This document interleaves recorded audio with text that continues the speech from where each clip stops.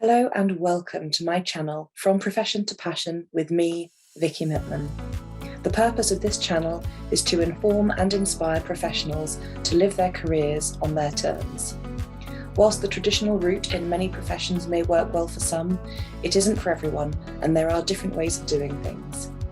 On this channel, I'll be sharing my own story of how I combined my profession in law with my passion for coaching and mentoring, and I'll be interviewing other professionals who've developed their own side hustles, changed career directions altogether, or found some other way to involve their passions in their professional lives. So I'm really excited that Graeme's joined us today and would love to hear a bit more about your story, Graeme. Vicky, hi, good afternoon, and great to be here. Starting with my story, shall I start at the beginning? I can, what I now like to describe as perhaps my first career was actually nursing. So I'm going back several years now, or some would say many years, but yeah, definitely my first career was one that was definitely what you would call and describe as a vocation. I kind of morphed into nursing mainly through a whole host of family circumstances at that time, but enjoyed what I have to describe as a really interesting, exciting and challenging career in nursing, which was really what led me into, I guess, what I would describe today, because I'm no longer nursing today, but what I would describe as leading with empathy and compassion. So my story and my journey started very much in nursing, but after building a successful career in nursing, I ended up transitioning and moving into the world of business. And perhaps unsurprisingly, but that took me into sales, and it took me into a career that combined my nursing and healthcare background into medical sales, so medical devices, and still dealing with nurses, dealing with healthcare professionals, but providing them with I guess a different range of services, but still with a high degree of empathy for me, understanding the challenges that were faced within the healthcare sector.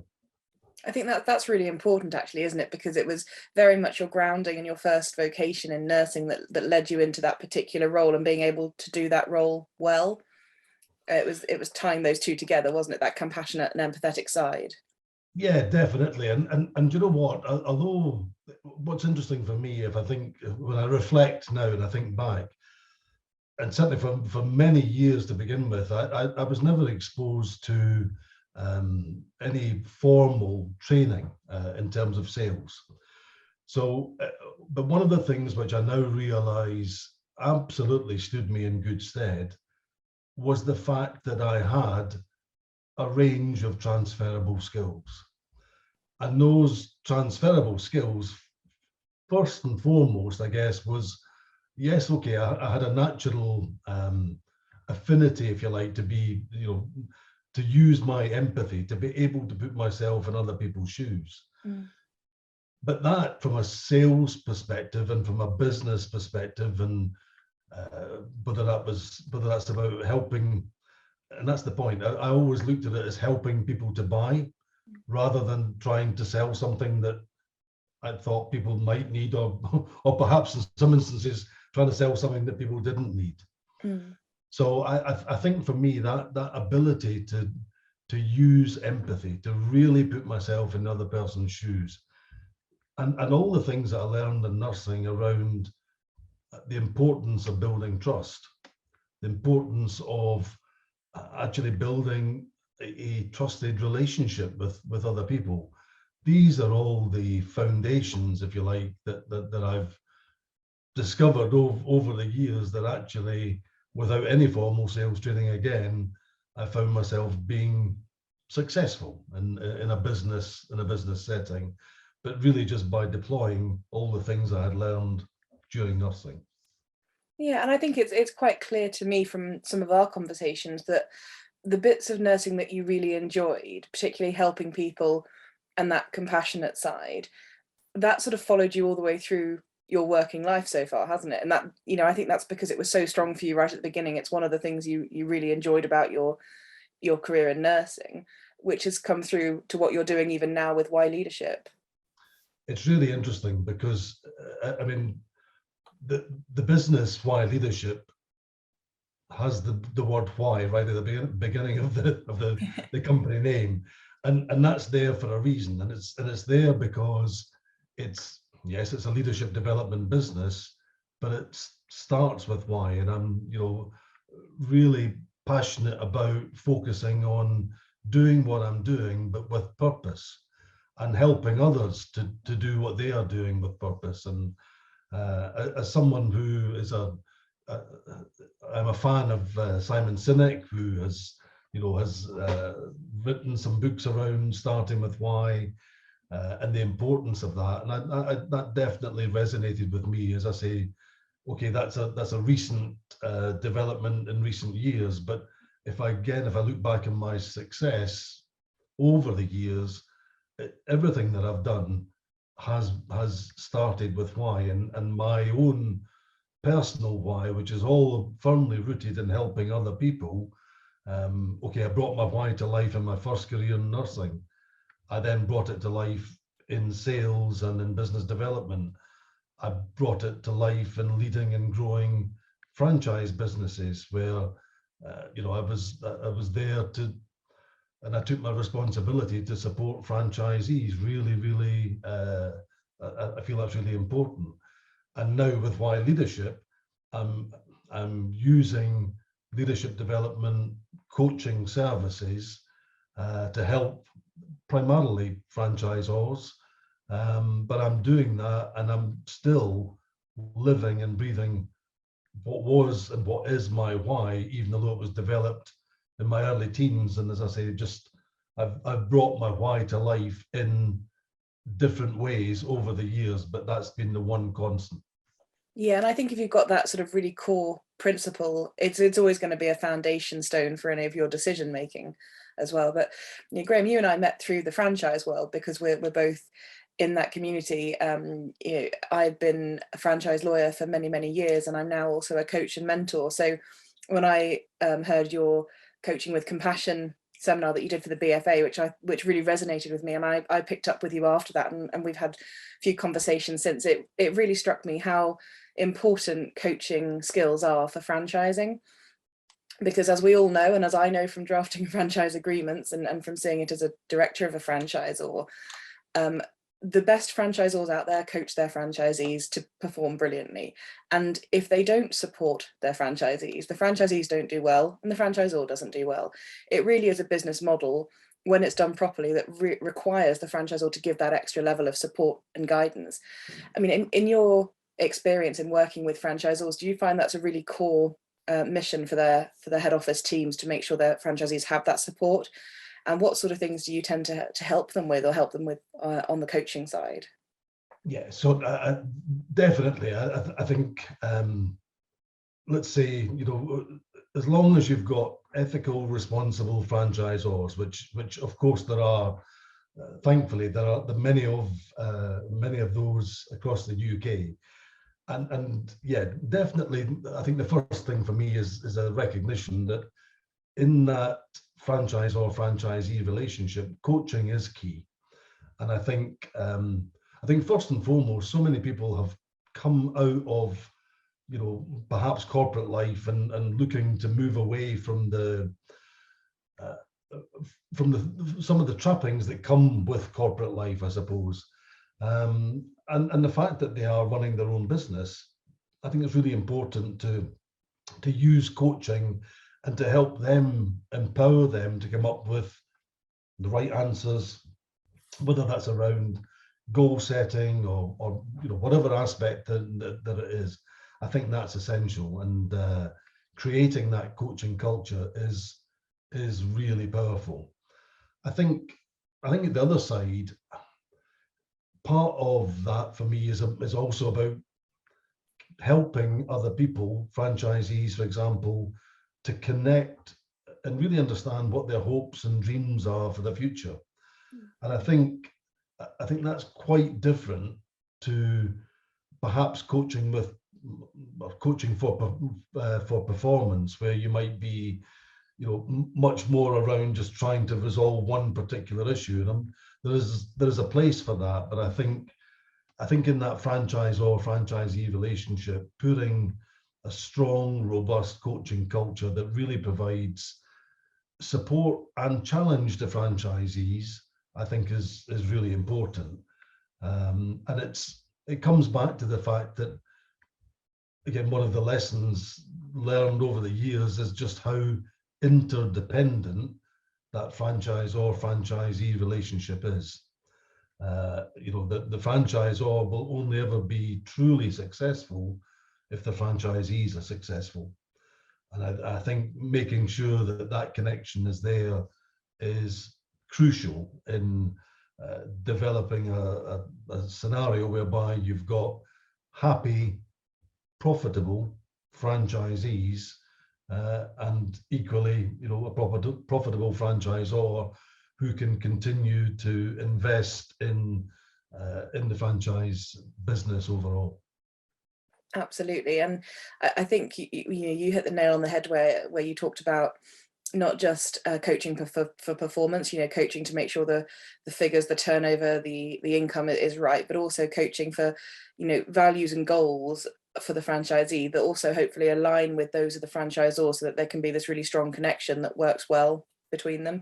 And that very much comes down to the franchisor creating that culture. And you mentioned coaching culture a few times, which is really important, because that is, I mean, culture is one of those things that, you know, everybody says, yes, we have a culture, but nobody quite knows how it arises. And it does take a little bit of thought and practice and experience, but it's, you know, it's not just the way we do things around here, but it's so much broader than that now. And actually, with a franchise network, being able to explain that culture and being able to communicate that and live it genuinely is going to be crucial for you know, a healthy franchise or franchisee relationship.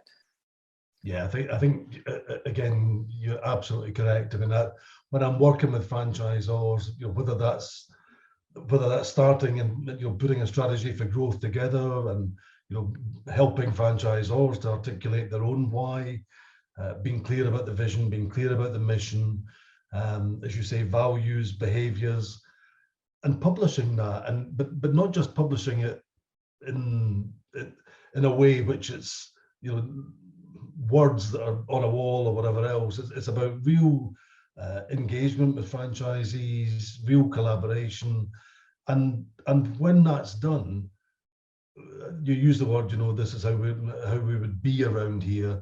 That includes the franchisor, and actually having standards that the franchisor needs to live up to. And I think when you put those things out there, you know, it's definitely not just do as I say, not as I do. It has to be lived and breathed.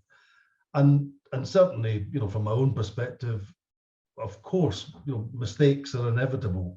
But to use a Branson quote, mistakes are inevitable, but dissatisfied clients or customers are not. And I think the same thing, you know, at the end of the day, when you make mistakes, it's about being able to fess up to that and take that on the chin and be held to account.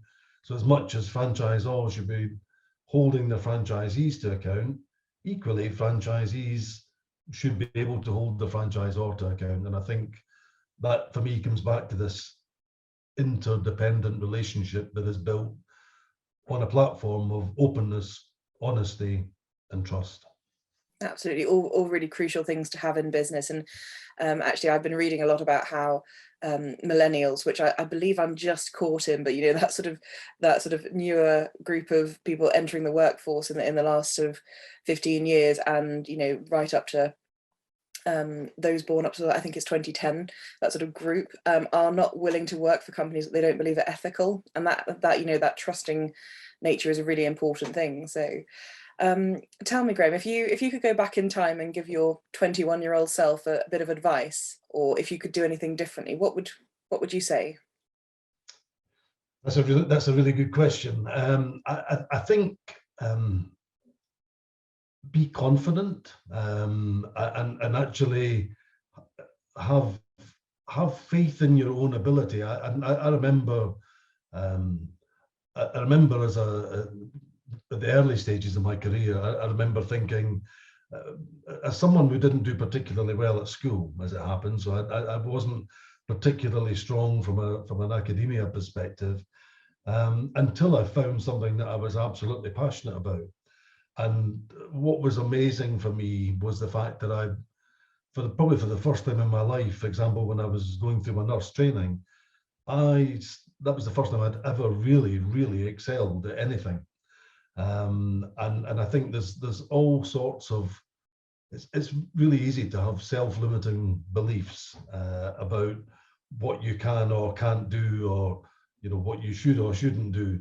And I think that's probably the biggest lesson that I've learned over the years, is that, in all honesty, if you are of the right mindset, if you can, and I've managed to develop a growth mindset myself over the years, and if you can develop that and have confidence that mistakes are inevitable, you're going to make mistakes along the way, but again, not to treat them as mistakes, just treat them as part of the lifelong learning journey, which I'm still on, even though I'm definitely not a millennial, as I'm sure you can tell. But yeah, I think it's been part of that lifelong journey, and just genuinely think about your own hopes and dreams, because if I'm honest, I could never have thought ever that I would have had a career that's taken me from nursing to the boardroom of several businesses over my lifetime, and I'm still absolutely delighted to be able to help other people who are on whatever stage of the journey they're on. That's really good advice. And I think I remember when I was at school, because I wasn't particularly good at school either. I was gifted with sport and music, but academically I was never very strong. And it wasn't until I went to university and really started focusing on some things that I was more passionate about that I really got the grades, and I was loving it. And as soon as I loved it and was passionate about it, I did much better. But if I took myself back to my sort of 10, 12, 14, 15, 16-year-old self, I wasn't strong at school. And I remember thinking, maybe I'm just not very good at learning, but it turns out I love learning and I'm brilliant at it, as long as I'm learning things I want to learn at. So that's really good advice. I wish you'd told me that when I was 21 as well. Oh, that's great. And just one final question, it made me think of it when you talked about Simon Sinek and his book Start With Why, which is one of my favorites, and I've actually picked it up again this week because I frequently dip back into that.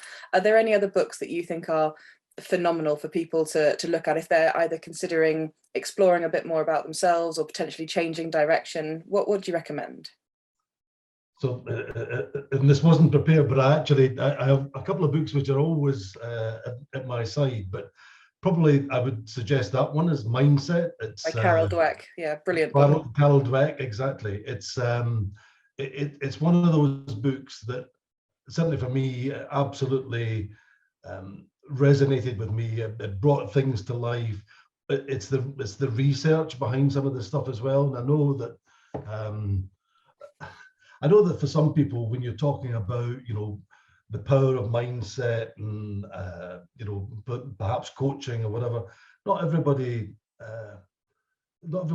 views it through a lens that you would describe it as being anything other than perhaps soft or the fluffy side. But I think the Carol Dweck mindset book and the research, the neuroscience, the understanding of how we are actually wired and how our brains work, I think is phenomenally important, and definitely in the franchising space, as in other spaces, really important. I think mindset underpins pretty much everything that I do from a leadership and coaching perspective. Brilliant, and a really great recommendation. I've enjoyed that book, and I think you're right, is that it makes mindset, which can be a little bit of an intangible concept, a bit more tangible. And that's really important. And I just came to me. Last week I was at the British Franchise Association conference, and I listened to two Olympians from sort of 25, 30 years ago, both brilliant speakers, and what they do now is to help businesses with, you know, with mindset and performance.